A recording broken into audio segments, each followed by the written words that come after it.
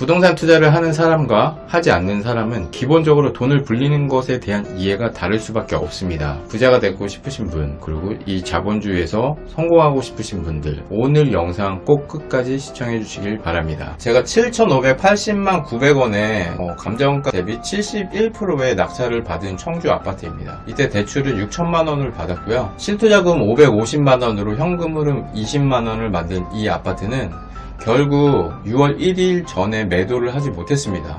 법인명의였고 종부세 부과 대상이었기 때문에 최고세율 6%를 때려 맞았고 또 이제 준비를 해야 되는 거죠. 종부세를 많이 내야 되기 때문에 6월 1일 전에 매도를 하려고 했지만 임차인이 거주하고 있었고 월세로 들어가 있었기 때문에 팔 수가 없죠. 월세에 들어있는 집은 잘 팔 수가 없습니다. 근데 괜찮습니다. 종부세 낼 만큼 올랐으면 종부세를 내고도 남는 거예요. 월세에서 전세로 전환 세팅을 했습니다. 계약서고요. 1억 2,500만원에 계약을 했습니다. 수도권이나 지방이나 전세 맞추기가 하늘의 별따기였다가 월세가 급등하면서 사람들이 다시 전세를 찾기 시작합니다. 다시 상승 시작일까요? 모릅니다. 아무도 몰라요. 이거 절대 맞추려 하지 말고요. 그냥 분위기를 보면서 오르면 오르는가 보다. 근데 부동산은 주식처럼 수익이 나왔다고 바로 팔 수가 없습니다. 진짜 팔 수가 없을까요? 솔직히 마음만 먹으면 내일 당장이라도 팔 수 있습니다. 어떻게? 싸게만 팔면 내일 당장도 팔 수 있어요. 싸게 나오면 산다니까. 시세가 만약에 2억이에요. 근데 1억에 금매가 나왔어. 연락 오면 저 바로 계약금 쏘고 사요. 싸게 나오면 바로 삽니다. 그럼 전세 맞추면 돈이 남잖아. 그리고 시세보다 몇 천만 원을 싸게 샀는데 안 사면 바보죠. 그래서 시세 파악이 중요한 거예요. 시세를 정확히 파악하고 있으면 싸게 나온 게 진짜 싸게 나온 건지 그냥 판단이 돼요. 요건 사야 된다, 잡아야 된다. 근데 시세를 모르면 이게 반값에 나왔어도 못 사요.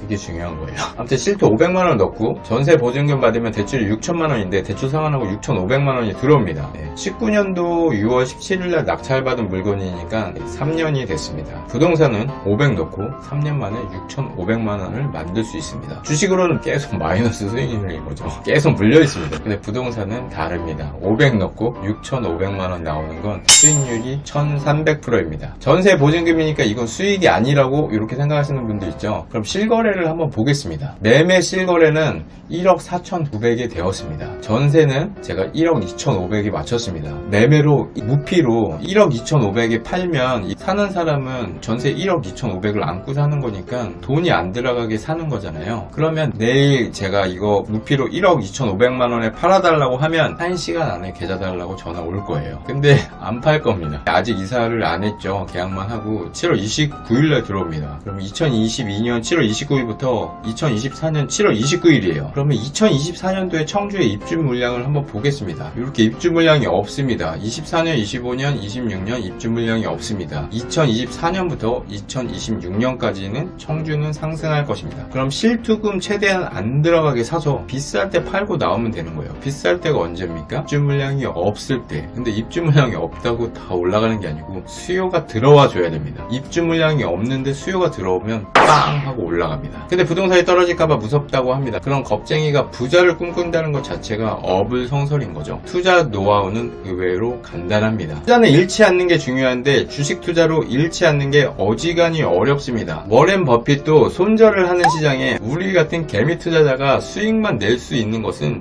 임파서블인 거죠. 부동산은 가지고만 있어도 결국 내가 넣는 투자금을 회수하게 됩니다. 항상 그렇습니다. 부동산을 매입을 해서 오래 들고 계신 분들은 다 아실 거예요. 전세가 오르면서 팔지 않아도 들어갔던 투자금을 회수하게 됩니다. 매달 들어오는 월세 현금 흐름으로 은행에서 돈을 빌려 쓰는 겁니다. 같은 연도에 태어났고 몇 년이나 어리게 태어나서 나이가 적지만 결국 먼저 시작하고 이 복리의 메커니즘을 얼마나 빨리 이해를 했느냐에 따라서 자산의 격차는 벌어지게 되어 있습니다. 결국 자본주의 사회는 현금 확보해서 잘 튀기는 사람이 승리하는 게임입니다. 100원이 아닌 처음부터 100만원을 집어넣는 사람이 있습니다. 똑같을 수 없습니다. 시작점은 같아도 도착점이 다릅니다. 생태계에서 최고 포식자만 있으면 자연은 무너지고 맙니다. 부자만 있으면 이 세상은 안 돌아가요. 다들 사장이고 직원이 없으면 회사가 안 돌아가잖아요. 일하는 직원들이 많아야지 회사가 돌아가는 거지. 일을 시키는 사람은 소수이고 일을 하는 사람은 많아야 회사가 돌아가고 사회가 돌아가며 세계가 굴러가는 것입니다. 처음부터 계급이 정해져 있는 것도 아니고 얼마든지 자신의 포지션을 바꿀 수 있습니다.